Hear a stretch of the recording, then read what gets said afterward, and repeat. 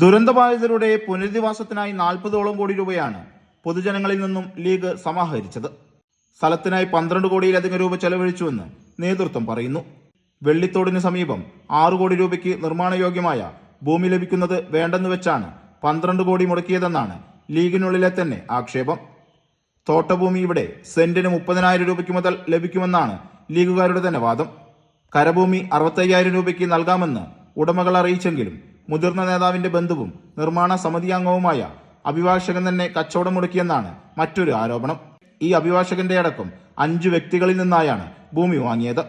തോട്ടഭൂമി ഭവന നിർമ്മാണത്തിനായി വിൽപ്പന നടത്തിയതിന് ഉടമകളായിരുന്നവർക്ക് താലൂക്ക് ലാൻഡ് ബോർഡ് നോട്ടീസ് നൽകിയിട്ടുണ്ട്.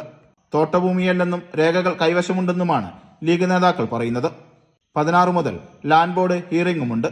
വീട് നൽകാമെന്ന് വാഗ്ദാനം നൽകി മാസങ്ങൾ കഴിഞ്ഞിട്ടും ഭൂമി പോലും ലീഗ് ഉറപ്പാക്കിയില്ലെന്ന ആശങ്കയിലാണ് ദുരന്തബാധിത കുടുംബങ്ങൾ. 105 കുടുംബത്തിന് വീട് നിർമ്മിച്ചു നൽകുമെന്നായിരുന്നു വാഗ്ദാനം. സർക്കാർ കൽപ്പറ്റയിൽ ഒരുക്കുന്ന ടൗൺഷിപ്പിലെ ഗുണഭോക്താക്കളായിരുന്നു ഇതിലെ ഭൂരിഭാഗവും. വീട് വേണ്ടെന്നും പുനരധിവാസ മാർഗമുണ്ടെന്നും അറിയിച്ച് 15 ലക്ഷം രൂപ കൈപ്പറ്റി ടൗൺഷിപ്പിൽ നിന്നും ഒഴിഞ്ഞ കുടുംബങ്ങൾ ഇപ്പോൾ ആശങ്കയിലാണ്.